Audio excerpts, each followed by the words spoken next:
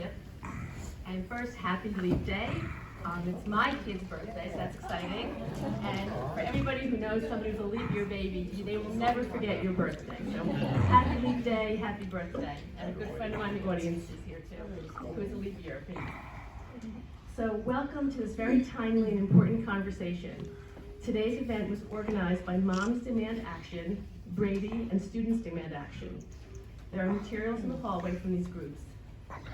We would not be here today if not for the many hours and months of work from our township residents Diane Nelson and Jay Moriali, who organized this event with guidance from resident Kevin Quinn, who worked with Lacey Cotter-Rozowski from Brady United. I want to thank you all for your tireless dedication.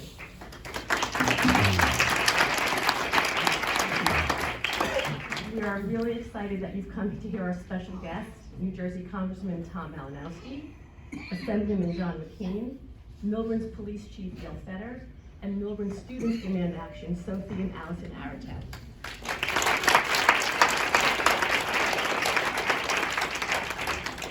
I just quickly want to list Governor Murphy's 5 very important tenets on gun reform that have resonated with me when I hear them.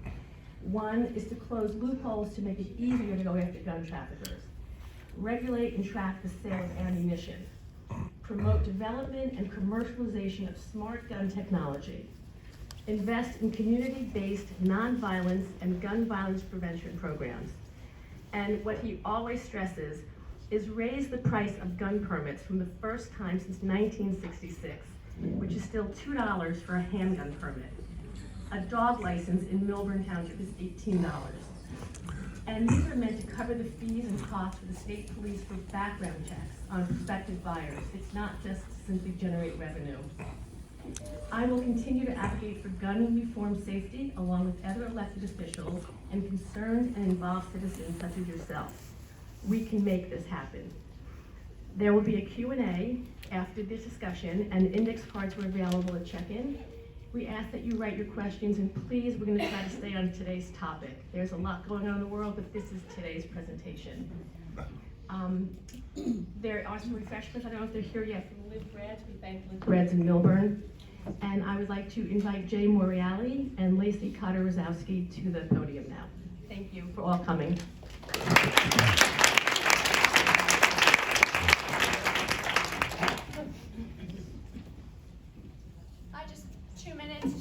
On who Brady is, for those who may not know. It's not something that you know in your day-to-day life. Brady is one of the oldest and boldest gun violence prevention organizations in the United States. It began in 1974, so that's before even I was born. And it was it came by a different name at that point. The founder was had been mugged and almost murdered. And so it initially had begun going after handguns. And trying to permit them and have a bus access. A few years later, the first injection of funding came following the murder of John Lennon. The following year, there was an assassination attempt on Ronald Reagan. He was shot, 2 police officers, as well as the White House Chief of Staff, Jim Brady, and that's where the namesake of the organization is. His wife, following that, the next year, began to advocate for smart gun legislation. And that was universal background checks, which we had an update with Malinowski. Tom Malinowski had co-sponsored that bill last year. Is waiting in the Senate for us to see some action on that. So we had a number of different legislations, my gosh, I'm sorry, I haven't spoken in a while in front of a podium. I was just thinking I was going to stand up out there. So excuse me, I've got a little bit more nerves than I'm expecting. I used to do this all the time. So there was a number of different things that Brady has championed. We've had universal background checks, the assault weapons ban. The organization has a legal team that is very active all around the country and is there to help provide information at state legislatures and to in the House. And we've had one of the larger grassroots organizations. Back in 2000, there was the Million Mound March in Washington, D.C., and that had 750,000 participants. which if you wanna put that into perspective, there were about 470,000 people at the inaugural Women's March. So this has been going for a long time, and part of, it's not that it's impossible. Gun violence prevention is hard work. It's not going to happen overnight. We educate, we advocate, we legislate, and we enforce. And that's part of what we're talking about here today, is how when we educate all of us here in the room, how we can take that out into our everyday life and make a difference. So thank you for coming, and thank you to Millburn Township for hosting.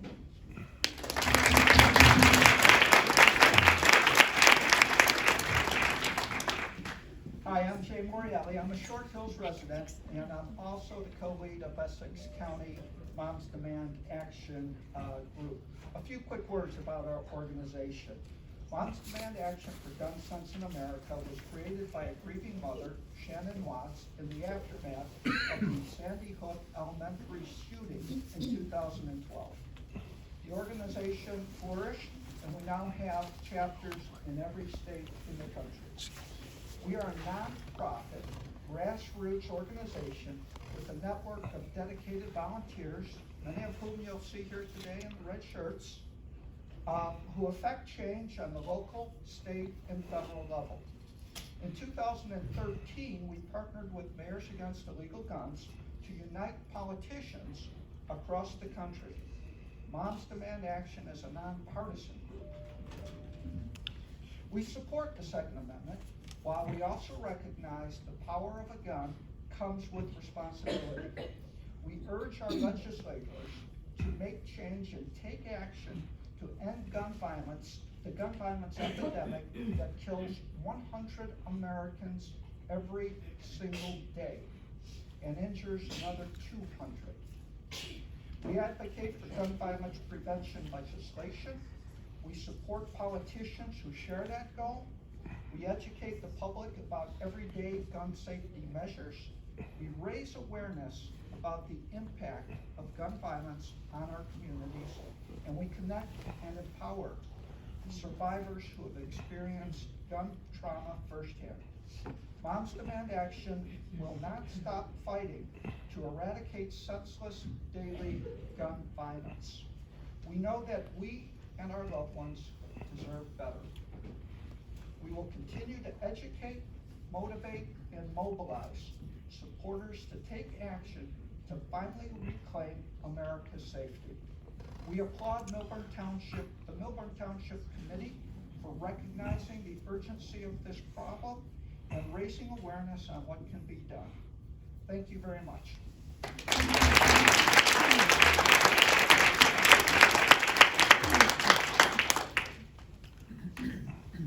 I guess I'm up next.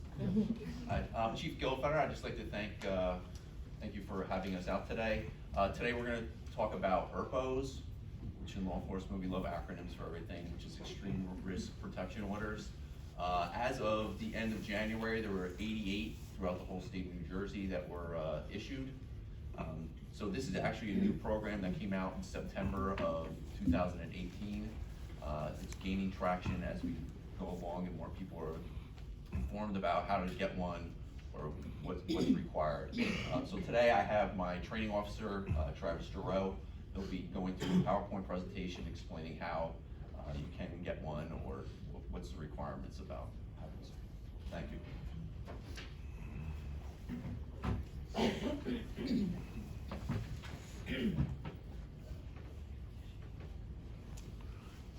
Good morning. I'm Officer Giroux, Millburn Police Department, and today we're going to go over extreme risk protection orders. First, we're going to go over some terms. We like to use acronyms, so they're going to be out throughout the PowerPoint. ERPO is an extreme risk protection order. TERPO is a temporary extreme risk protection order. FERPO is a final extreme risk protection order.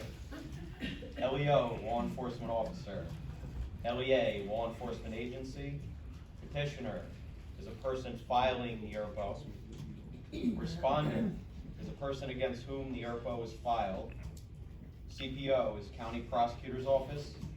And DCJ is a Division of Criminal Justice. The statute went live September 1st, 2019. The petitioner may apply for an ERPO against a respondent who presents significant danger of bodily injury to self or others by possessing or purchasing a firearm. The TERPO and FERPO prohibits the respondent from possessing or purchasing a firearm or ammunition and from holding any firearms identification card or permit. A search warrant can be issued by a judge to seize these weapons, but it's not automatic. If any individual expresses the belief that another person possesses an immediate and present danger of causing bodily injury to self or others by having custody or control of owning, possessing, purchasing, or receiving a firearm, they're going to be informed of the ERPO Act and procedures, including who qualifies as a petitioner. ERPO applications can also qualify for DR restraining orders, it's domestic violence. Likewise, a domestic violence restraining order application might be better addressed by an ERPO. The individual will be informed at that time which one's going to be better or if both are appropriate. Domestic violence, it's a family or household member. It needs to be an act of domestic violence and need to protect the victim's well-being. An ERPO, family or household member and law enforcement officer, no criminal acts required, and an immediate present danger of bodily injury to self or others by possessing or purchasing a firearm. The petitioner, who can file for an ERPO petition. It could be a family or household member, spouse, present or former household member, current or former dating partner, has or will have a child in common, or a law enforcement officer. So neighbors, friends, and anyone else cannot file the petition. The respondent, the person against whom the ERPO is being filed. In other words, it's a person the petitioner is seeking to bar from having weapons, and this can be a juvenile. The petition. Petitioners can file an ERPO petition at the Supreme Court, state, county, or municipal LEA. Petition can only be entered by the court of the LEA staff. It must be filed by a law enforcement agency or court in the same county where the respondent resides. If the petitioner comes to a law enforcement agency in a different county, the agency shall call the proper agency to be filed over the phone. A law enforcement agency shall advise the petitioner of the procedure for completing and signing the petition. LEA may assist the family or household member in preparing, including giving information on the ERPO factors.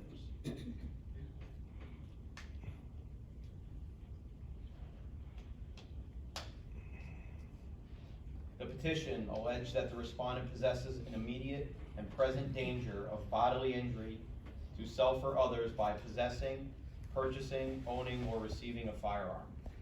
It set forth the facts.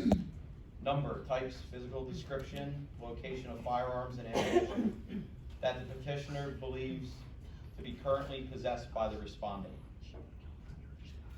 It may reference documents and you're sworn and under oath. This is when the law enforcement agency is the petitioner. The LEO can file their own petition, they can join a petition, or take over a petition. If they file, the LEO is the original petitioner. If we take it over, the LEO takes over the petition that was originally requested by the family or household petitioner and becomes the sole petitioner.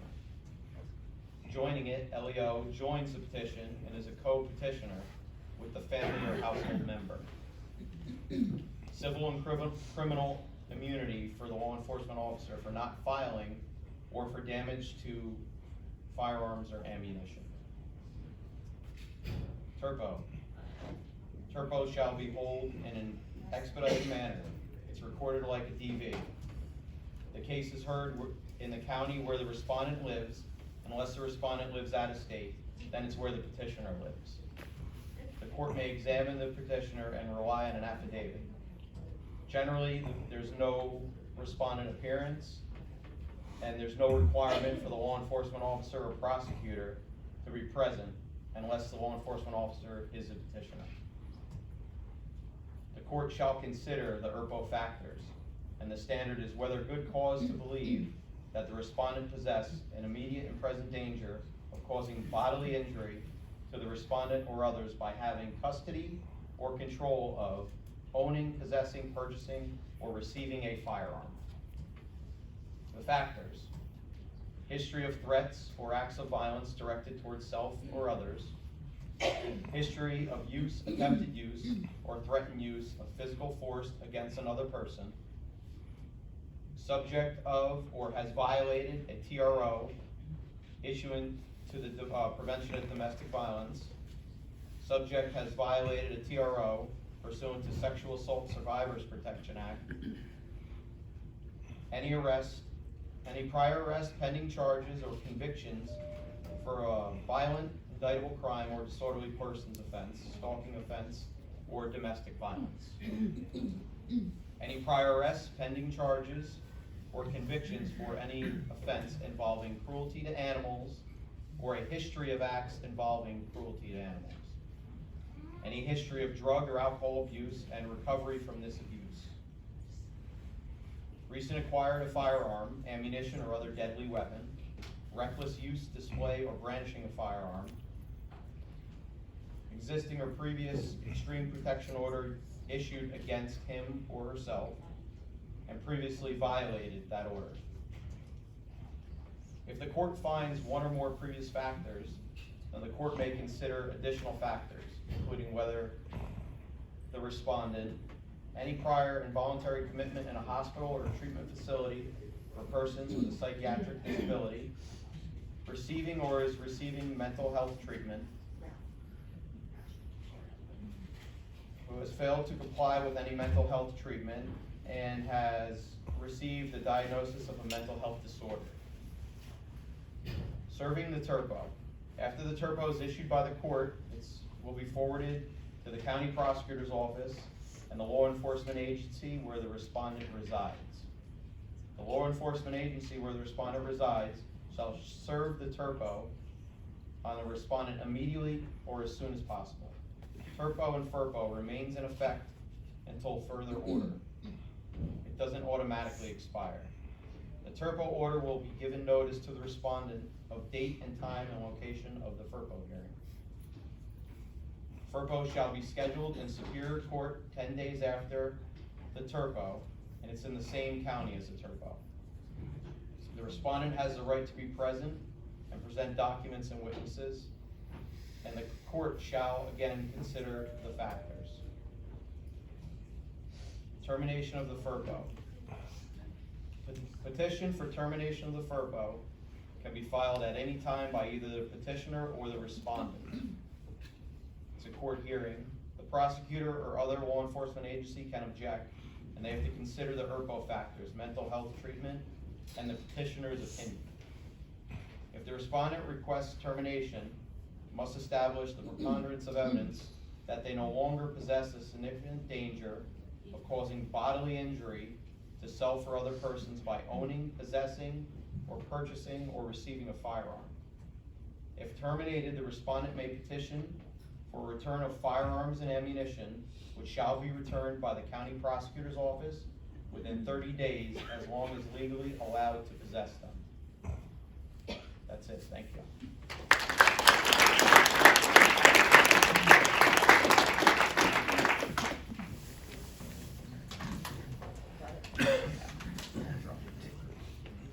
Thank you so much. So unfortunately, the chief and the training officer have to leave. Is this information available online or through the other people in other towns here? How would they get all that information? So not that presentation, but Right. the law is actually online. This law kind of, is like an in-between. It's domestic violence, they have their own restraining orders and protection orders.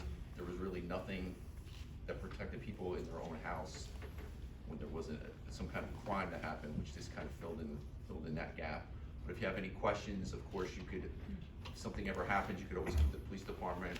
We'll tell you whether or not you've what was presented today. And the determination is always made by a judge, so that's who you would eventually be talking to, the judge, giving whatever occurred at that time. So, thank you very much. Thank you.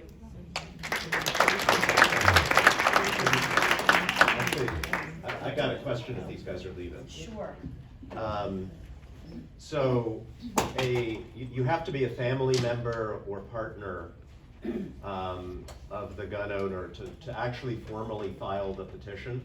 Correct. But if you are a neighbor, friend, can you still go to a law enforcement agency and ask you guys to be the petitioner? Correct. Then we would have to do an investigation, Right. look into it, and see if they meet any of the requirements there, and then we could file. You could file in that situation, so, Yes. okay, got it, thanks. We did hand out cards. If you would have to get an index card when you walked in, and we'll have someone collect at the end of the aisles, because we want to keep the program moving. So any questions that cannot be addressed by the panel will be given to the chief, and we will get you answers. I don't know if this is working. Anyway, so next on the agenda, we have our New Jersey Assemblyman, John McKean.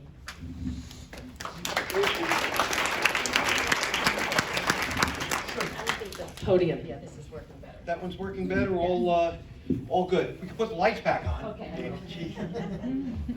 Good morning to everyone, and many thanks to the chief and to the officer for that great presentation, and I'm sure that if there's any questions that, as always, the police will be there for you. First, Diane, I want to say, Mayor Diane, as I always told you, once a mayor, always a mayor. Thank So you. even though they rotate in Millburn, that's the proper title. And thank you for your leadership and all of my friends from Millburn for putting this together. The Moms Demand Action, what's to be said? I think the last I was lucky enough to be among a group of you was when the group was coming in from Connecticut concerning the bike ride that they do every year and raising awareness and money. And you are all my heroes. I really much appreciate it. And to those involved in the Brady group, I had the privilege of meeting Brady some years ago in Washington, D.C. He was a real inspirational figure, he and his wife, regarding taking something that's so tragic and turning it into something so positive, and what a legacy that he's left now that he's left the earth in all the great work that you do. And although they're not a sponsor, I'm going to mention my friend Gabby Giffords, who has also really turned something in that was as tragic as it could be, absent her losing her life, and really making it her life's cause. Her husband Mark and Scott are friends of mine. They grew up in West Orange. As the police officers were leaving, their mom and dad were police officers. As a matter of fact, Kelly's mom was the first female police officer in West Orange anyway. And we'll see, Mark might be joining that exclusive club, the U.S. Senate, if things go right for him out in Arizona. So with that, I spent an hour on the elliptical before I came here today, and I watched a full CNN news cycle. Now, just 2 days ago in Milwaukee, a estranged employee walked in with 2 handguns, killed 5 people. It wasn't even mentioned. Now, I know there's a lot going on in the world, but just 5 people 2 days ago. And I think that's because in 2019 alone, there were 31 mass shootings. That's the highest it's been since 2014, only because it's just a bad year. And by mass shootings, they're defined as where 5 people die. That's just incredible when you think about that. Even more incredible is there's more than 31,000 people in any given year that are going to perish as a result of gun violence. And frankly, you could use the term 50,000 because about 20,000 of those take their own life through self-destructive behavior. But 31,000, think of those numbers. Now, why? Why, if there were 100,000 Americans here, would almost 12 of them know that they were going to be the victims of gun violence in this particular year? I know why, right? It's the video games. That's what the advocates for against gun control say. Now, how silly is that? And I'll make my arguments really mathematically, because facts really do matter and they're stubborn things. You look at the country of the Netherlands, they spend ×2 what we spend per capita on video games, yet our numbers are 11 per 100,000, their numbers are 0.01. So let's think of them as an anomaly. Let's use Canada, France, Great Britain, Japan, Korea, Germany. They spend not double of what we spend, but a lot more in video games. Our numbers are 3 times the highest of any of those countries. It's mental health. If we do more for mental health, this wouldn't be happening. Now listen, we could talk forever about the delivery of the mental health system and using our model and our way of doing it and comparing it against every other country. Trust me, it's as good or better than all the other countries that we go up against. And if you look at the statistics, less than 4% of the individuals who pull a trigger suffer from serious persistent mental illness. That's not it. Guess what it is? It's the guns. It's a math problem. If there's about 200 people here. If we were a sampling of all of America, all but 20 of you would own guns. There's 90 guns for every 100 American, and people will argue now there's almost 1 per American, depending upon what factual study you look at. Now, is that the same in other countries? Well, of course not. Look at the one that's closest, and that's France, 30 per 100. So think of that difference. And then all you have to look at are the proportions. The American Journal of Public Health will just look at the number of people who will be murdered out of 100,000, and then compare that to the number of people that have guns, and it's directly proportionate. So it's a math problem. It's the guns that we really need to work on removing from our society if we want to make an impact as to this crazy problem. And you know, it goes even further than that. New Jersey, thankfully, has a number that's a lot less per 100 people. But if you look at the states that have the most guns per people, proportionate to the biggest numbers that die in any given year, from a population perspective, the worst, if you will, are Alaska, Louisiana, Montana, Alabama, Wyoming, and Texas. And on the other end of it, Hawaii, Massachusetts, Rhode Island, New Jersey, and New York, the least. And it's exactly proportionate to the number of guns per people. Now, my other passion beyond, reasonable gun control is the environment. I'm kind of like the Mayor Bloomberg without the billions. And I always try to argue the environment from an economic perspective, and my friend Gabby Giffords has tried to do the same. And just as it relates to gun violence alone, it's almost just $2 billion economic impact, and that's direct dollars based upon the impact of the healthcare system and then law enforcement and relative to the criminal justice system that goes with that. And that doesn't even start to touch the amorphous, pain and suffering and human toll that goes around that. So it's a big economic issue in our country as well. Now, New Jersey, I'm very proud to say, has rated as having the second most stringent gun control laws. And again, that's why our numbers are 5.3 per 100,000, that as well as the number of guns that we have compared to the 11.9 nationally. But unfortunately, for those that are on the wrong end, are victims of gun violence in our state, 80% of them come from out of state. And that's where we're counting on the leadership of someone like Tom, who I know has just made this a cause that's very near and dear to him, and I'm sure in a moment we'll talk about his efforts on a federal level to make us safer, to make our families safer. Now, I was teasing the congressman. It's funny. I happen to be the very proud author and prime sponsor of the red flag laws, the ones that the officers were just talking about. And it's interesting to kind of create the law and help shepherd it through the legislative process, and then see how it works out from a very practical way. Trust me, all those acronyms are not mine. But it just made sense to me, and beyond the very details of it, which you have to follow if you unfortunately find yourself in that position, I just talk to people. And knowing someone that cohabitates with another person who's intimidating him or her, who they know has a firearm, fearing for themselves, it makes sense before that happens to be able to go to law enforcement or to a judge and say, I think he's going to hurt me, and then put the judge in a position to pull it away. I've talked to people that have had an adult child that are fearful, and a lot of these mass shootings, you hear what the parents or adoptive parents might say about those individuals. I was worried, I didn't know what to do. Well, now you have something you could do. You could say, I have a disturbed adult child who I think is gonna hurt himself, or God forbid, someone else. And the courts then can step in, following our legal processes as guaranteed by our Constitution, and if reason be, can have that gun removed, or weapons, whatever they might be. The chiefs, my statistics maybe are a little bit different than the chiefs, or maybe a little bit more current. In New Jersey alone, since this law has been in place, there has been 198 temporary orders. What that means is that they'll come take the guns for 10 days, and then the individual can go to court and demonstrate that maybe what they were going through was temporary, and or somebody made a claim that wasn't valid. But of the 198, 100 of them were upheld and made permanent orders. And by permanent, they're there for a year.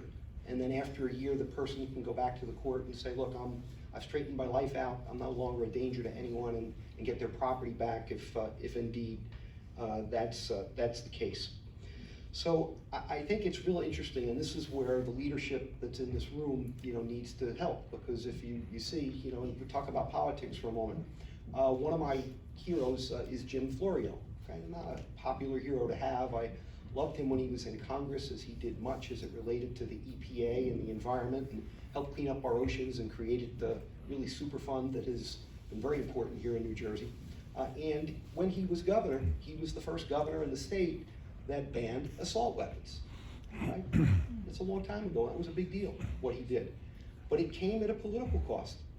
You might remember Jim Florio was just a one-term governor, and it was all about the Hands Across New Jersey, and because he raised taxes, guess who funded Hands Across New Jersey? It's the NRA. And that's where that all came from. So there takes courage to be an elected official, to stand up to the NRA and to stand up for the things that are right.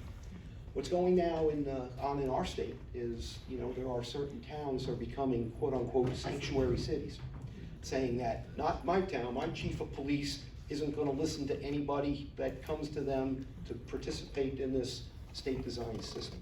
That's just, shameful. And it's done in places, quite frankly, where the electorate just pandering to a group of people that will help keep those who are making these decisions stay in office. And that's, God knows what's wrong with the system. So with that, I'm gonna count on all of you. We did our part, the governor signed it, law enforcement's in place. Have your voices heard, as I know you're great at doing, to make certain that the New Jerseyans understand these laws, will push back against any of the towns looking to circumvent it, and it means a lot. The head of the Mothers Against Action, I don't know where he went, but before he said thank you to me. And you know what, I'm no one. Probably most of the people in this room don't know my name. I tell the people in the legislature that all the time. No one knows who the heck you are, just try to do the right thing. But I like to think that I'm an extension of you. So thank you for giving me the chance to stand for your values. God bless you.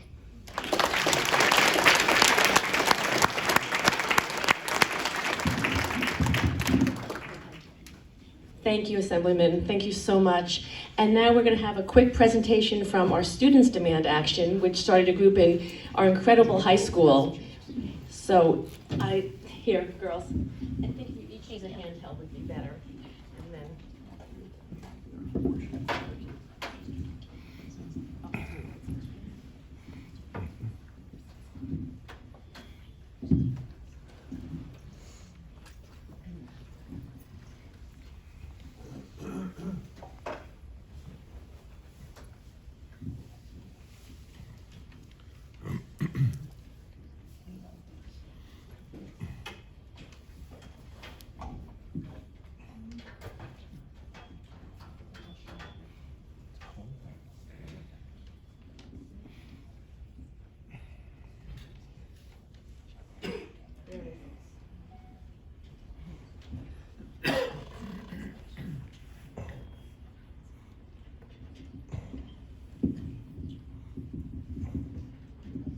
Hi, I'm Sophie Arden, and this is my sister Allison, and we're from Millburn Students Demand Action.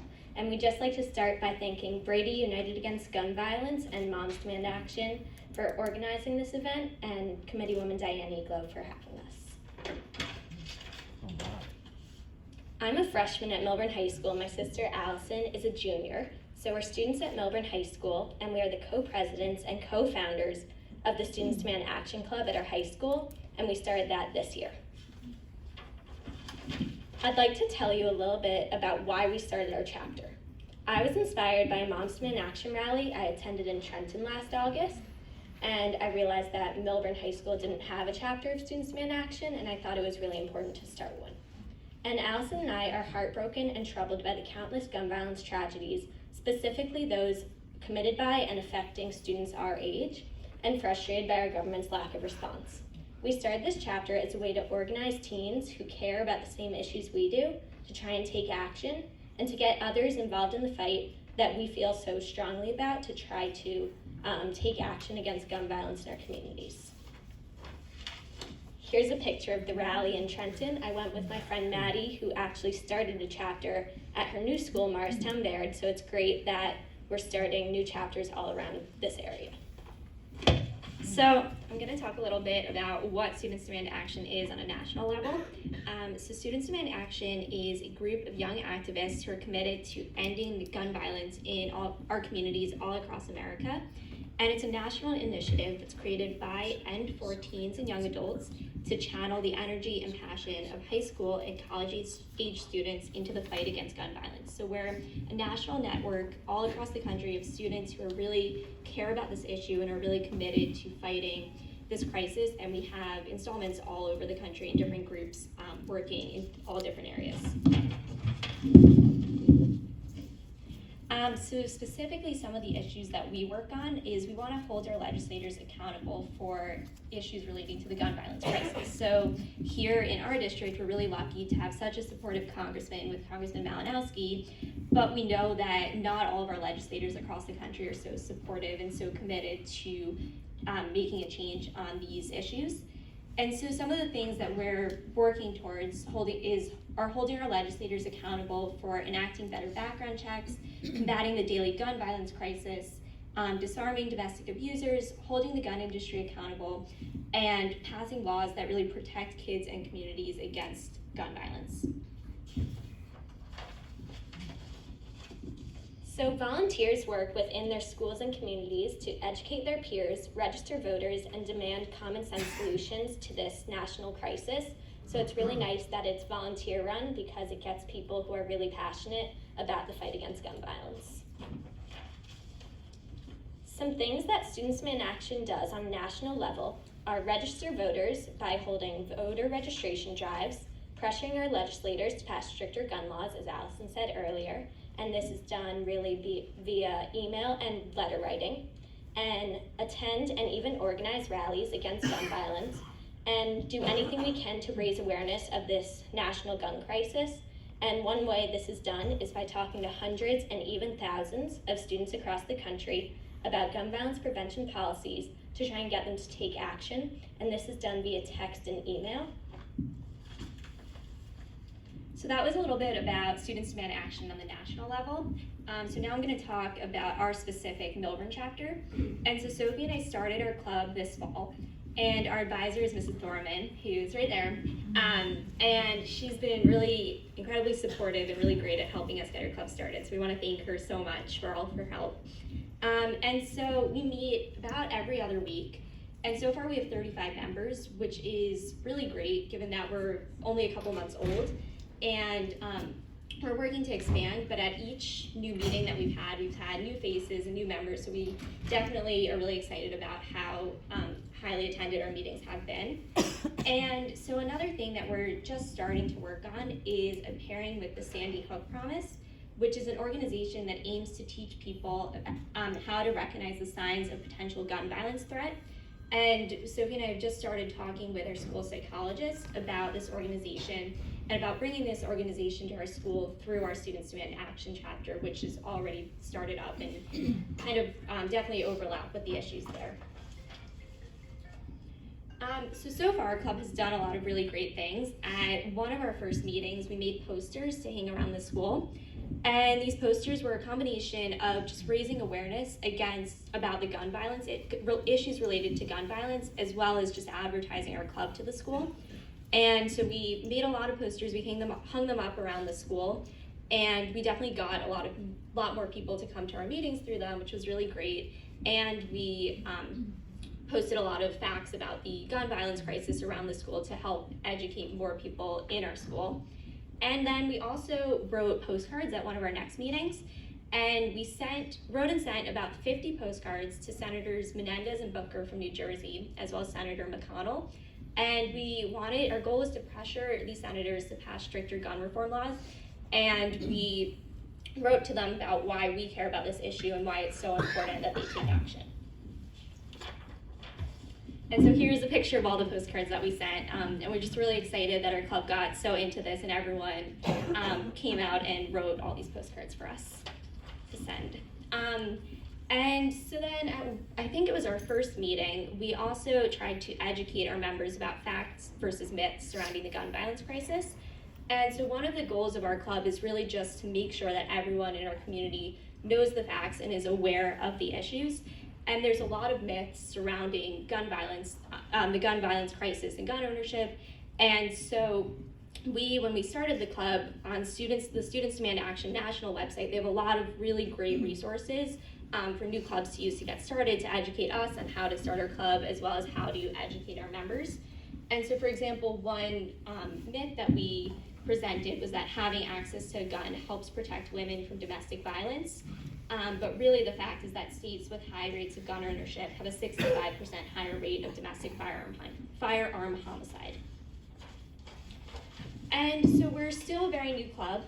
We're only a couple months old, and we have a lot of goals for the future. Sophie and I have things that we'd like to do, and we have a lot of members with opinions and ideas for what they'd like to do too. And so some of our longer term goals are to attend and eventually organize our own rallies, like the one that Sophie went to in Trenton this summer. We'd like to meet with various congressional representatives to talk about the gun violence crisis and talk about why we care and what else we as students can be doing to help make sure that these laws get passed. And we want to get our entire school community informed and involved in our fight against this and acting on this issue too.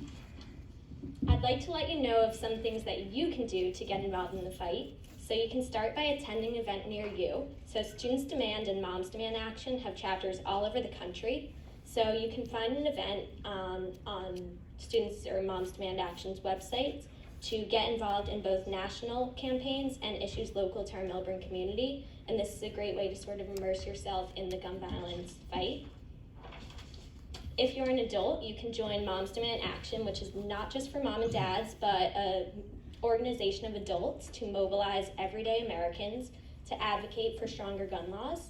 And if you're an MHS student, you can join our club, and this would mean attending our meetings every other Thursday. And this would be great because since we're a relatively new club, it would be awesome for you to come and share the way you'd like to go with our club and what you'd like to see us do. Or if none of this applies to you and there's no chapter near you, you can start your own group. So students and adults across the country are teaming up with us to launch their own groups, and you can go to our website to learn how you can do this at everytown.org. And it's a really easy process. You fill out an online form, and they send you a welcome package with bracelets, t-shirts, and pins like the ones we're wearing today. And it also opens up so many resources on where you can go with your new club and how you can start and attend events. So it's a really great resource. Or you can join our Gun Sense Action Network, which is our national network of activists, which makes calls each week to fight back against the gun lobby and to build our movement. Or to receive important updates about the gun violence fight, you can text students or future to 644-33 to get involved and take action. And these texts will allow you to find an event near you or just to let you know what's going on in the surrounding gun violence. Or you can follow our Instagram account. The national Instagram is at Students Demand, or our local Millburn High School chapter account is at studentsdemand_MHS. And this is really important because it's a way to find out when our meetings are. And most importantly, anything you can do to show your support for our movement and the fight against gun violence in America is what we need to see. And the fact that you're all here today is such a great sign. So thank you so much for everything that you can do. And we really appreciate anything furthering our movement. So thank you so much for coming out today.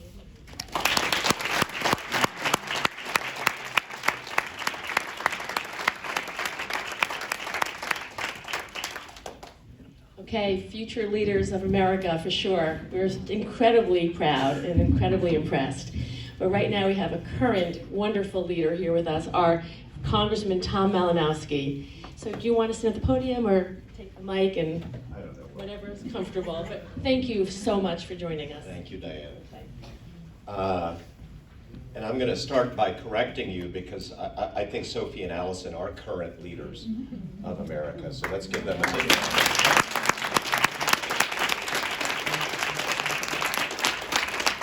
I mean, we are here because of you, right? We're here because all of us believe fervently that you guys have enough to worry about without having to worry about gun violence. And I'm just super proud of you that out of whatever fear that creates, you have found this strength, and you have found that even at a young age, you've got political power.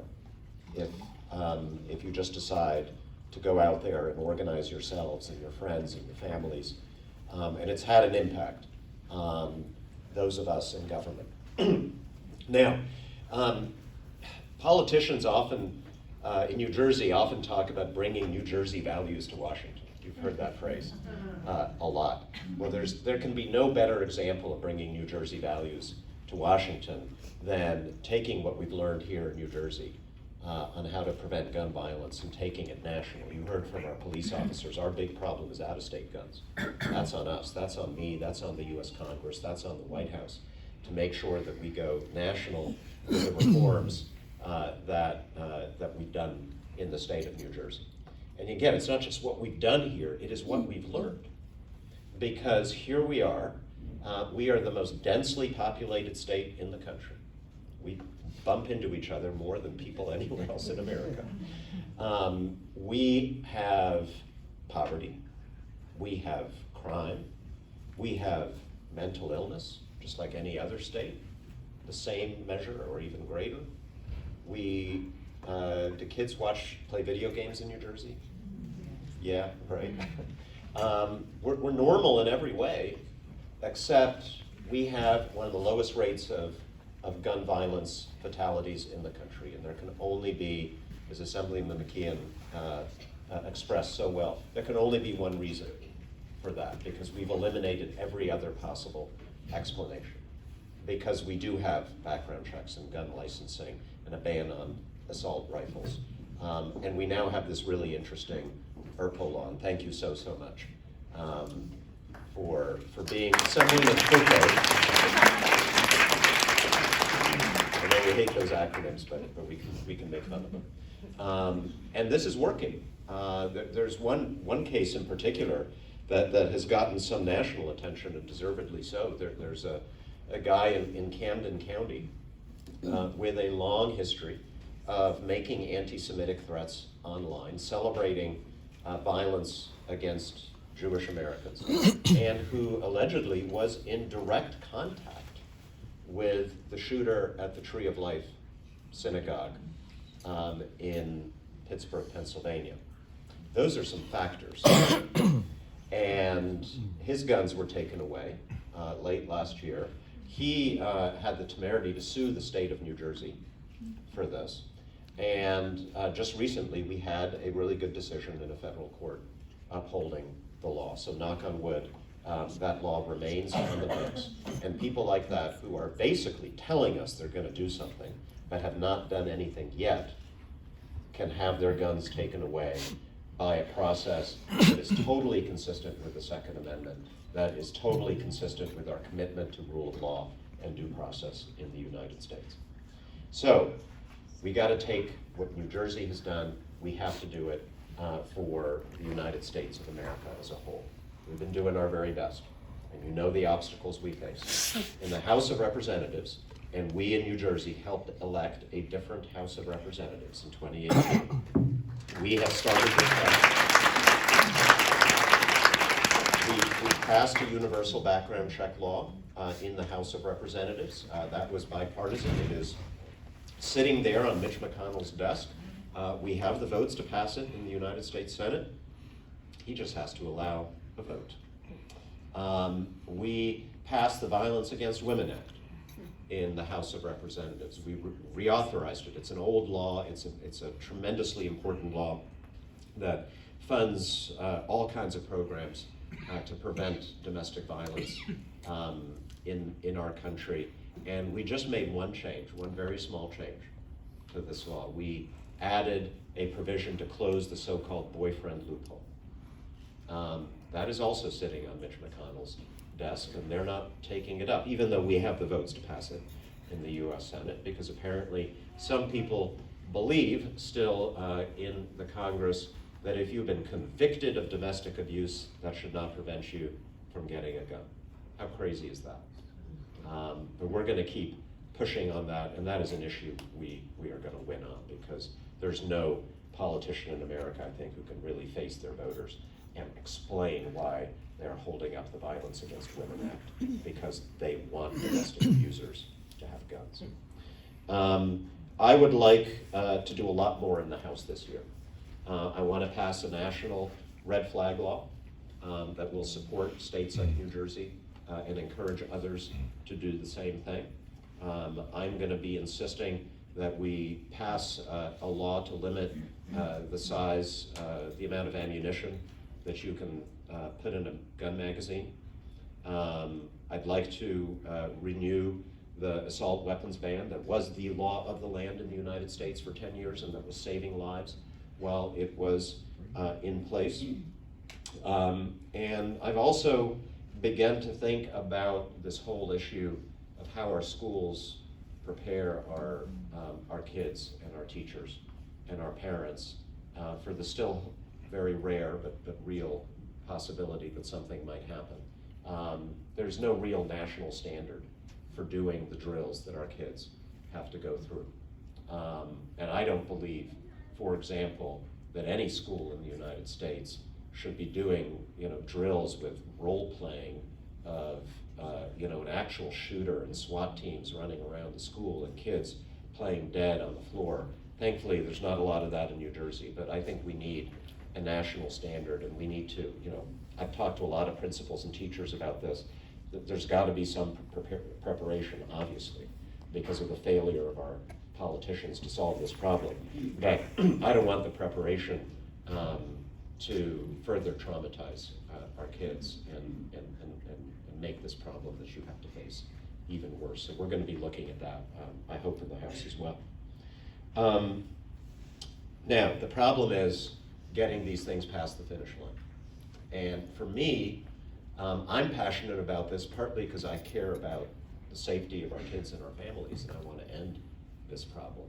I'm also passionate about this because I see this as a problem in our democracy. It's a failure of our democracy, that more than 90% of the American people want something like universal background checks, and we're somehow unable to deliver it. That is not the way democracy is supposed to work. 90% of us, that's a governing supermajority in this country, and yet we can't seem to get this thing past the United States Senate.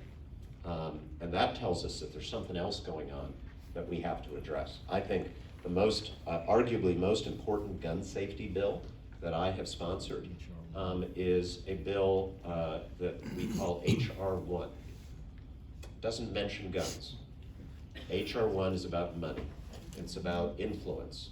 It's about the corruption that has warped our politics in this country so that on issue after issue, the American people do not get what they vote for because of lobbyists and big money, dark money organizations that make politicians frightened of doing the right thing. H.R. 1 is a bill that bans dark money in our politics, among other things. It would take a lot of the remaining power that the NRA has away from that organization and put all of us on a level playing field. So dealing with the failure of our democracy is part of this. But you know what the biggest and best answer to a failure of democracy is? It's more democracy. One of the most memorable moments I had as a member of Congress was attending that little rally that kids your age organized in Washington, D.C.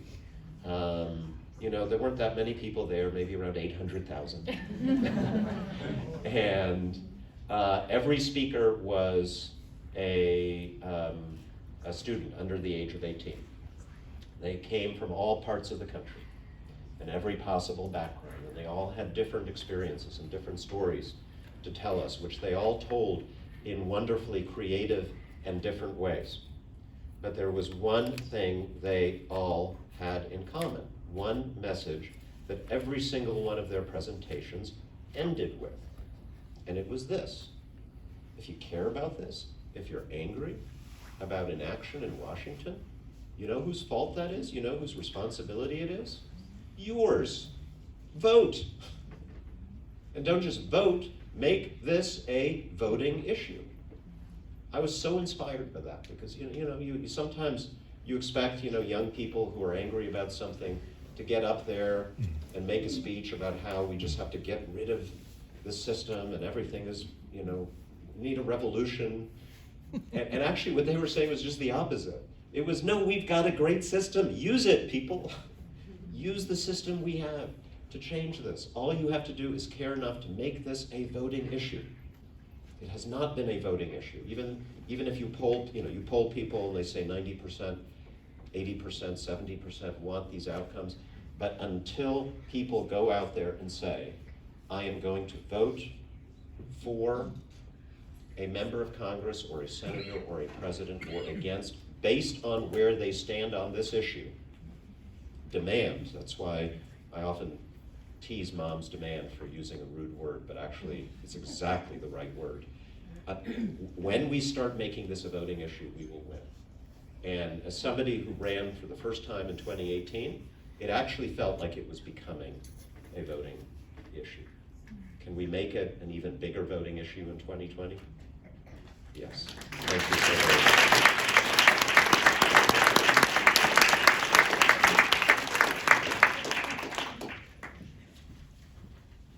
Thank you. So if I have a few questions people have written down. If you have written questions, please hand your index cards in. Oh, and the coffee and treats from Live Breads has arrived. It's in the back if anybody wants to sample some of their fabulous treats. We buy a lot of breads from Live Breads. Okay, so for the panel, I'll start with the first question I have is from Diane in Summit. What can we, the New Jersey citizens, do to get the Republican Senate to put gun violence prevention legislation on the vote, which you spoke about, Congressman? How can we get Mitch McConnell to make that move?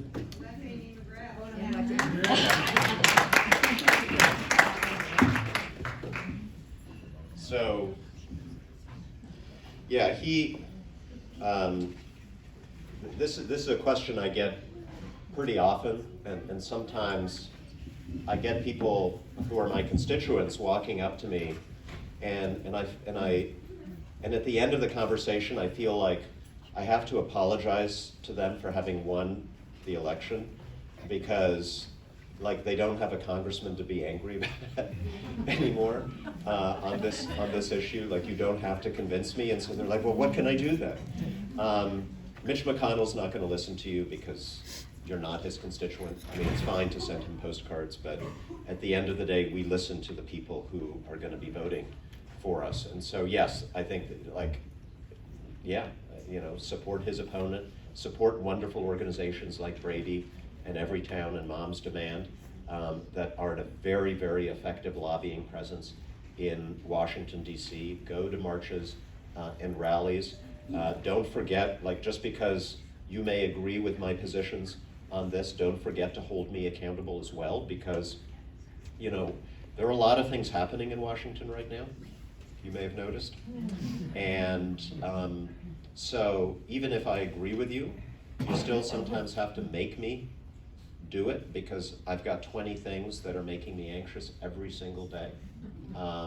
Every time I come to a meeting like this, every time I hear from you, it elevates this issue on my list of daily priorities. And so writing to me, calling my office is actually worthwhile for that reason. I want to be able to go and tell my colleagues that I'm hearing every single day from my constituents about this. They're not going to let me rest until we get this done. That actually helps me persuade them as well.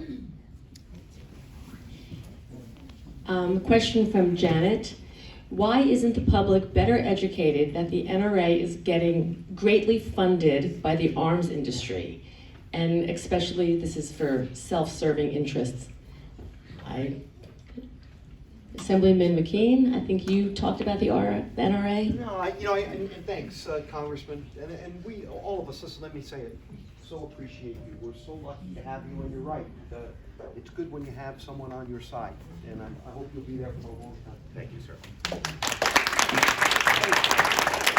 Hey, it is what it is, and you can ask us all about Mitch McConnell and about the NRA. That's not going away, so it's going to end up with, that's why organizations like yours were spawned, because that's the grassroots efforts are the best way to combat money, truth be told. So that's what we just have to keep up. So the money is unfortunately always going to be there. It's starting to get, as the congressman said, taking that kind of money, you become a little bit more of a pariah, and that's happening again because of the attention that you all bring. That's what we just have to keep up the great work. Yeah, let me add to that. It's not just money from arms manufacturers. I suspect they've gotten a lot of foreign money as well. I think one of the avenues for foreign interference in our elections has been through organizations like the NRA that are allowed to take secret money. They don't have to disclose the money that that's donated to their C4. And one of the mechanisms for making unlawful foreign contributions to influence our politics. It is unlawful, but it's fairly easy to do because there are all kinds of ways to hide the flow of dark money. One of them is that our country, believe it or not, is still one of the easiest places in the world to launder money through anonymously owned companies, shell companies. Any one of us can open up a company in Delaware under basically anonymous ownership, and that company can own 12 other companies, and those 12 companies can each own 12 companies until it's very difficult to trace where money's coming from. One success that we had in the House this year that I think we may be able to get through the Senate is a bill that I led with Congresswoman Carolyn Maloney of New York to basically ban anonymous shell companies in the United States. So the true owner of every company registered in our country would be registered with the Treasury Department. And as of now, the Trump administration supports that legislation. I think it's because no one's briefed the president.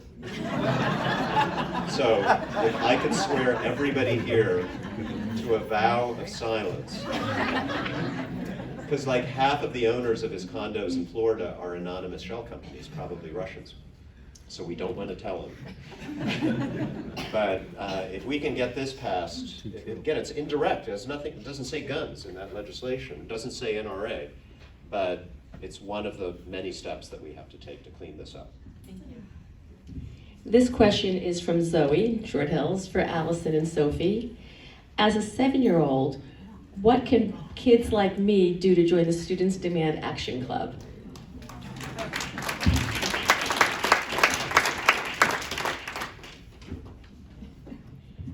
Well, so, Sophie and I would like to try to plan events and get events for everyone in Millburn to come to. We said our goal is to have some rallies eventually, and that's definitely something that a 7-year-old and anyone in town could come to. We also, we want to make everyone in Millburn High School aware of this issue and maybe even reach out to some of the the middle school and the elementary school to get as many kids involved as early as possible so that they know that this is something that we care about and something that they can do things about as they get older and get into high school too. And you should definitely try and maybe organize your friends to want to join a club like that, with you, and then maybe start something now or when you get a little bit older for younger kids. Thank you. This question is for myself and the police chief, and it says, can you share statistics of how many gun owners are in Millburn and how many guns are in the township? I believe that is public knowledge. I do not have that number. So I think if you would contact Chief Gilfetter and find out how you would get access to that number, I really don't have an answer, I apologize, but we can try to figure that out. Phil from Millburn, do we have a way of stopping a gun dealer if they want to open a shop in town? As you know, any business who comes into town would have to go before the planning board or the board of adjustment. To my knowledge, we have never been approached by a gun ownership. Maybe one of our other elected officials understands what the laws in New Jersey are. Yeah, I honestly, that's a great, I just made a note of that because I don't know if that's something that we could maybe consider in the legislature to make sure that you're empowered to do it, because I think, Diane, if they only need a variance as it might relate to the physical building that they're in necessarily, as opposed to the kind of work that they do. So that's, whoever mentioned that, you gave me an idea, and I'm gonna follow up on that, and I'll let you know, Mayor, so you can answer the question. Thank you, Phil. This is from somebody in town. How strong is the NRA compared to 4 years ago? It's a lot weaker, no question about it.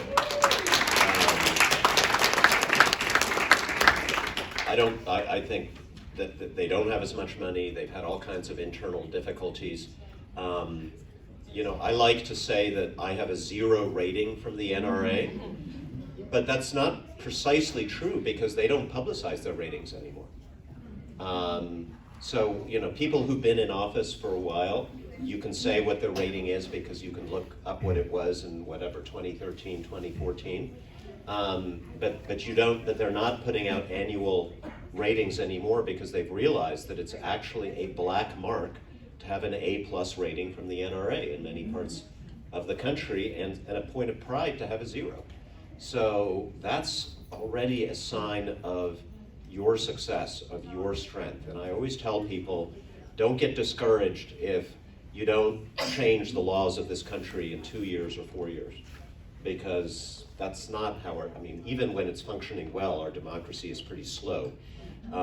You have changed public opinion, you've changed the politics, the political equation in much of the country, and I do believe the legal change will follow.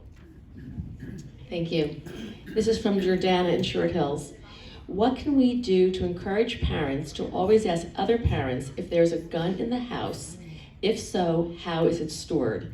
This is something I personally struggled with when my kids were in preschool, and I don't know if through education this is becoming something that is more readily asked of parents to other parents. Maybe I'll give this to the kids to start. Kids, I'm sorry, the young adults.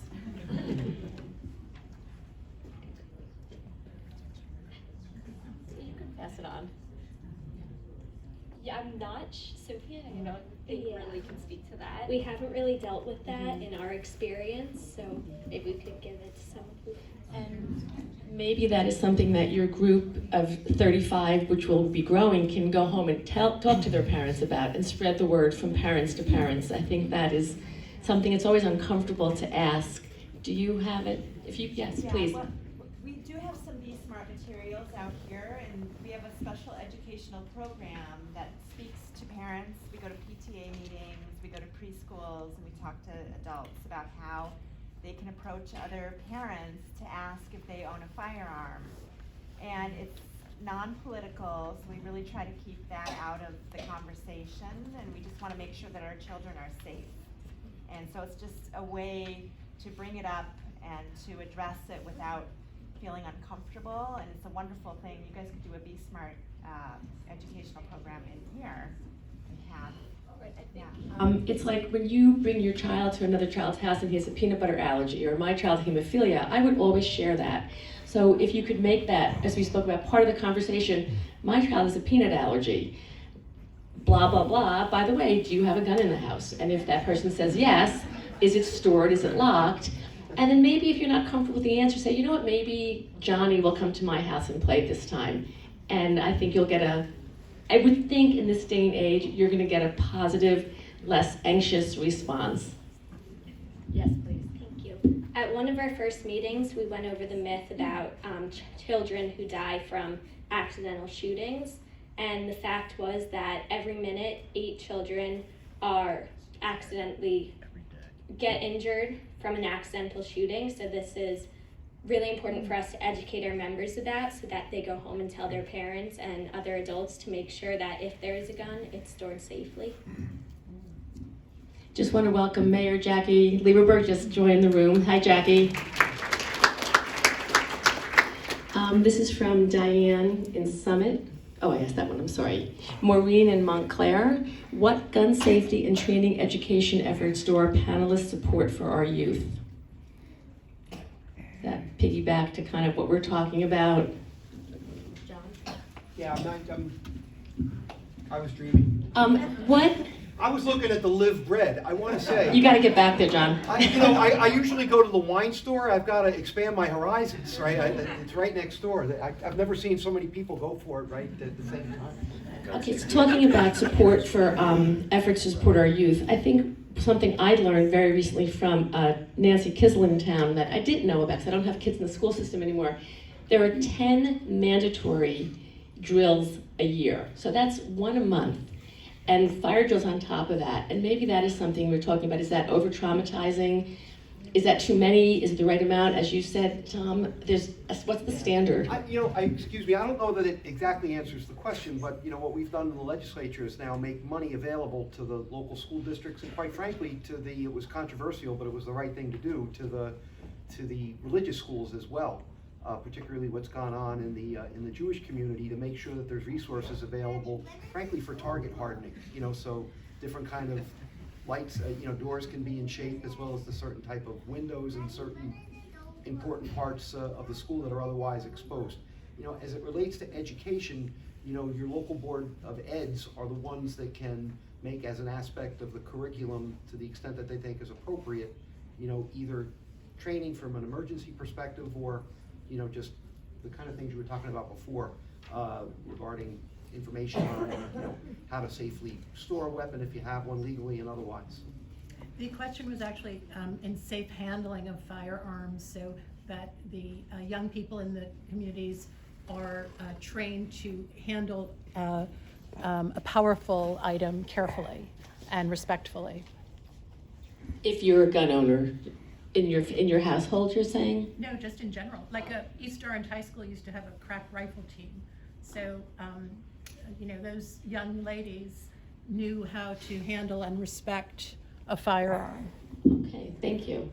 Well, that's actually what the NRA used to be, as many people know.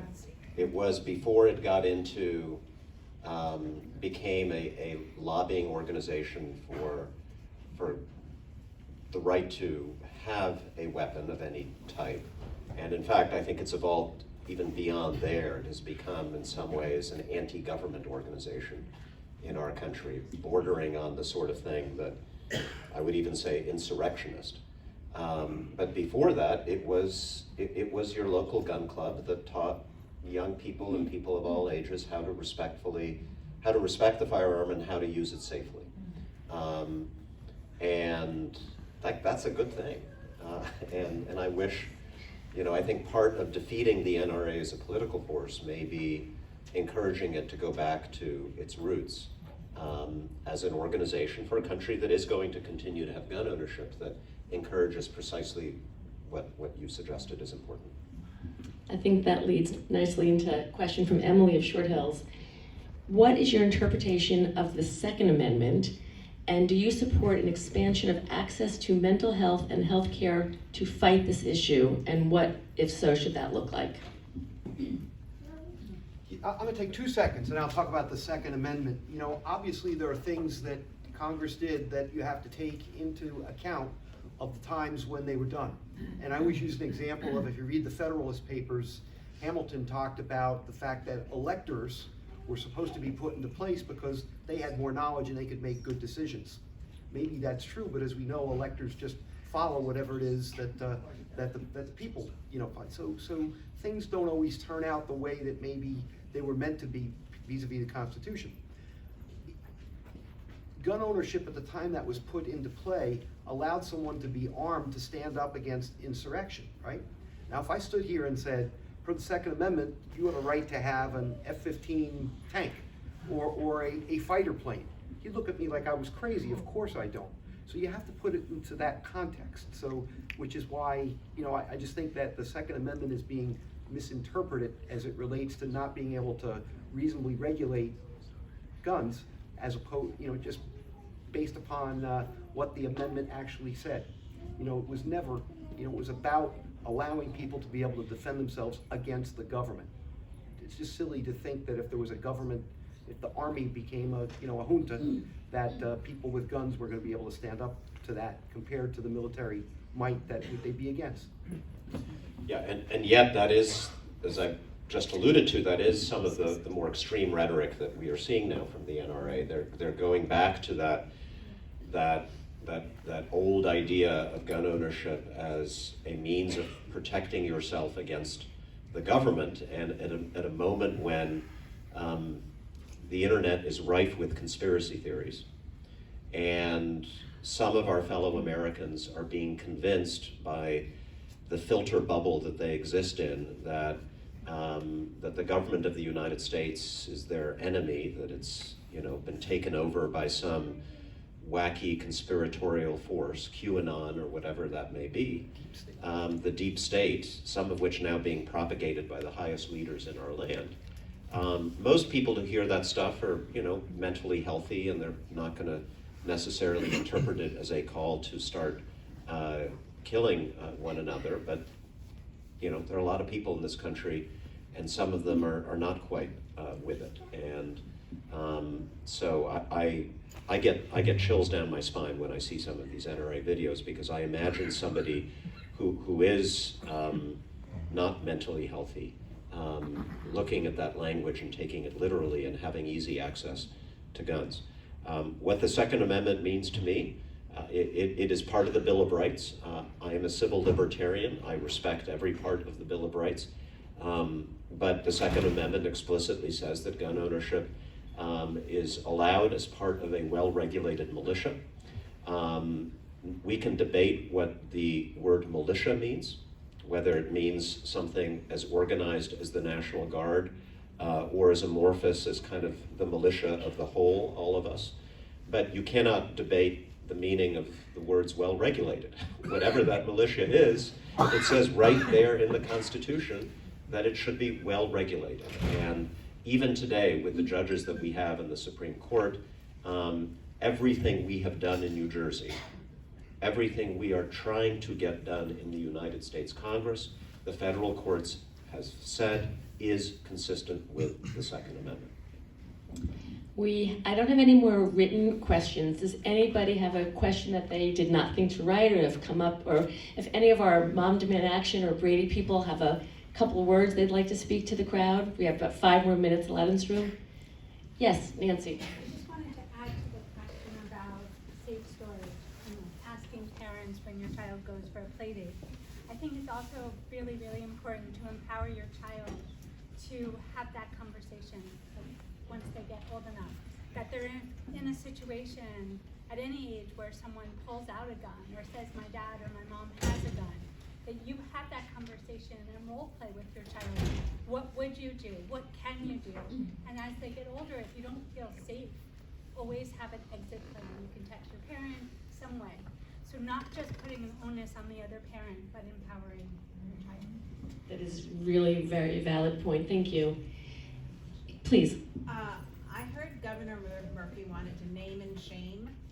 So if guns come in illegally, he was planning to kind of let everybody know that these guns came from this state or that state. Does anybody know anything about that? Because I know that Governor Murphy wanted to name and shame, to bring more attention to to states where they have lax gun laws. Yeah, he's signed a number of executive orders that have gone along with a lot of pieces of legislation that are now our law. I'm not familiar with that particular name and shame itself. Kevin, you can respond. I can address that. On a quarterly basis, the governor's office announces by state how many guns come by state and the make and manufacture of those guns. There are other elements to naming and shaming that have not been made entirely clear yet that could be in the foreseeable future. And think of if 5% of gun dealers sell 90% of the guns recovered in crime, there are probably just a couple handfuls of dealers that are out of state that are sending most of their crime guns to most of the crime guns are from those two handfuls of dealers. Okay, interesting, thank you. Please, in the back. A little louder. This is one of the most technologically advanced country in the world, right? Apparently, democracy is failing. Bills are getting passed. 90% of the people want something, but things are not happening because they sit waiting for somebody's signature at somebody's desk. So, I mean, given all of that and it's slow progress, and we are all trying here, while that happens, can we do something by leveraging technology that can make our schools, our worship places, our movie theaters safe? For example, through use of camera, if you obviously notice some kind of suspicious activity, can you have some kind of automatic lockdowns happen? Things like that. Like, are we looking at those measures, like how we can leverage technology, which is empowering our lives and making it better every day, in some way, shape or form or the other? So for this particular, gun control, gun violence issue, how are we looking at, leveraging technology? Just real quick, and different than what you're asking about, protecting, we're dealing a lot with smart gun legislation and regulation. The technology's advanced to the point that if you're a licensed gun holder, the only person that could shoot it is you. And that's something that if we can, that technology's in the process of perfecting, and if then we could add to that a legislative component that requires that on all guns in the future and to retrofit them, I think that will be very, very a big part of the solution. I mentioned before the state legislature's making money available to the various school districts throughout New Jersey. How they use it's within their discretion. If technology is a part of that, then so be it. And I think a big part of that is just having less guns available. We just have to stop the gun manufacturers and, like you said, getting these guns crossing state lines so easily. Yeah, just on that point, we have buyback programs. The Attorney General and I fight a little bit because I think we should do them every quarter, and they say that they'd rather just wait to get the better bang for their buck. I'd like to make them more systemic, but at the end of the day, it's very interesting. The ones that get bought back often are illegal, because it's done anonymously, and obviously there's money that goes to entice people to drop them through. So you're right, Diane. I think at the end of the day, it's math. Just one follow-up. So are there any program measures to leverage technology better to fight this problem right now? Where everything else is slow or fails? I'm not sure. I guess if you're saying if there was a particular technology, we could then mandate it and require that all schools go forward with it. It's something to think about. Yes. So just a question for Allison and Sophie. And by the way, when you guys apply for college, now's your chance to talk to Congressman Malinowski about a recommendation. Have you guys considered opening up a dialogue with other students' demand action groups? And I don't mean ones in Montclair and Summit and East Brunswick, but high schools in Louisiana and Kentucky and Alaska, where students are facing a similar national threat but come from a very different perspective.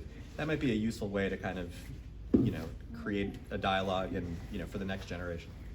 There are national calls with all the Students Demand Action leaders across the country, and those are 2 Monday nights a month, and those are good places to consult with other leaders across the country. But I think that's definitely a great idea to sort of work with people across the country, because our experience in Short Hills might be very different than with someone in Arizona, per se. Janet? Yes. For private people who purchase handguns, I know there's a 12% excise tax on the firearm. Could there be a federal initiative to divert those funds into either handgun prevention or to the victims of handgun violence?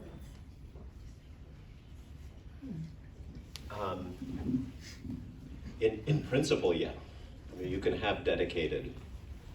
have taxes that fund dedicated activities, just like we pay a gas tax that pays for our roads and public transportation. So that's something that I can take back. One success we have had, by the way, is we beat the NRA in allowing NIH to actually study gun violence and to be able to do research on it as a public health epidemic. It's extraordinary that one of the things the NRA's backers succeeded in doing some years ago was to prevent the federal government from even studying gun violence prevention, because they were afraid, God forbid, we might discover there were ways to do it successfully that involved restrictions on gun ownership. So that's one very modest success that we've had. And time for one last in the back, please. I think my question is best answered by Congressman Malinowski. And maybe it's very naive, but I don't understand how all of these bills that the Senate has passed can sit on one per man's desk indefinitely. It's just, I don't understand. It's a very good question. And I mean, I'll tell you the reasons for it. Number one, the Senate sets its own rules. And it has set rules that give the majority leader, that's what Mitch McConnell is, control over what goes to the floor to get a vote. There has to be some way of deciding that, and they just decided a very bad way, that it gives one person an enormous amount of power. So that's sort of the technical answer to your question. But the more important answer is the politics. Why is he using his power in this way when so many Americans say that they want that bill passed? And that is because, as diminished as the NRA's power is, it is still a powerful force in his party in a number of states around the country, particularly rural and mountain states. And here is a really important statistic that you need to know about the United States Senate. We are getting to a point where 30% of the American people elect 70% of the senators. It's easier to get this done in the House, right? But there are just a lot more senators representing rural areas of the country where gun ownership is even more part of the culture. And if you're, to put this in honest partisan terms, if you're a Republican, what you're worried about is that if you get on the wrong side of the NRA, they're going to put a lot of money into your primary opponent. And remember, primary is very low turnout. It's the real partisans, the people who are most passionate. And so 15% of the population of your state could be a majority in your party primary, because for them, it has been a voting issue. And for us, it has not been as much of a voting issue until very, very recently. So that is what we are trying to change. We're trying to change that calculus so that it is no longer, assuming some of these people are totally cynical, all they care about is getting reelected. We want to change their calculus. And we've gotten part of the way there, but not all the way there yet. Last follow-up. Just follow up to that. So Moms Demand Action does an amazing job of sending us texts, and then through those texts they say call your 2 congressmen, you hit this button, and then it launches this very targeted lobbying effort when things come up for vote. Is it worth it to, instead of focusing on our senators and our congressmen who already were preaching to the choir, you guys were all on the same side, should we change that to Mitch McConnell? I know we're not voting, we're not his constituents, but could we pretend to be his constituents and say, hey, we live in your district and this is what we want, and just have hundreds of thousands of people calling him specifically to pass these bills? I don't know how I feel about pretending to be in somebody's district, because I can imagine that being, I'm thinking about my wonderful staff assistant sitting there answering phone calls. But the reality is, and this comes back to something I said, it is sometimes a little frustrating to live in a district in a state where your representatives do agree with you, because you've already succeeded in getting the representation that you want. it is, I'm not saying it's ignored, but it is less powerful to be contacting senators from another state. It's just easier for them to just dismiss that. It's not part of the count that Mitch McConnell will receive. He wants to know how many people from Kentucky called in or wrote letters. But again, support Brady, support moms, because these organizations can mobilize people in Mitch McConnell's state. They can mobilize people in all these other states where senators are still on the wrong side of the issue. So that's one way to do it. And as I said, don't hesitate to call me, even if you think I'm on the right side, because you still need to push me to prioritize the issue even more with all the other things that I have to prioritize. Plus my staff actually enjoy sometimes getting nice phone calls saying, we'd like to thank the congressman for his vote. It makes their day. So I just want to thank Congressman, our Assemblyman, Sophie, Allison, moms, and Brady, and all the people who joined us this morning. This is such an important conversation. This is such a daily topic. This is something, like John said, I was at somewhere and the people didn't even know there was a mass shooting in Milwaukee. They didn't even know. So it's just becoming so part of our everyday fabric that it's not even mentioned in the news, or it's mentioned in a blip. They spend more time on the weather. So I think, keep writing our elected leaders. We are so lucky where we live because our elected leaders are so accessible. Tell them you're always here. John, you're always around. Mila, JC is always around. And we're so fortunate to have a town of educated, involved citizens and residents, and come to township committee meetings. Let us know what you're thinking. We are here. We are elected by you, for you. And thank you for everybody for your time and access. Thank you.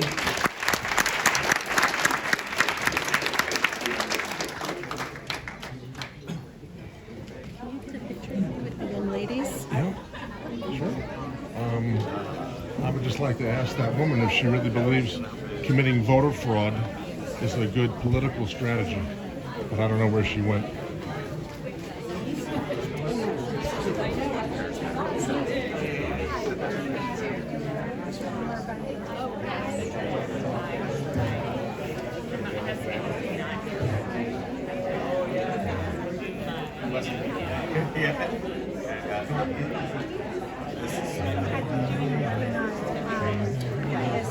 Thank you.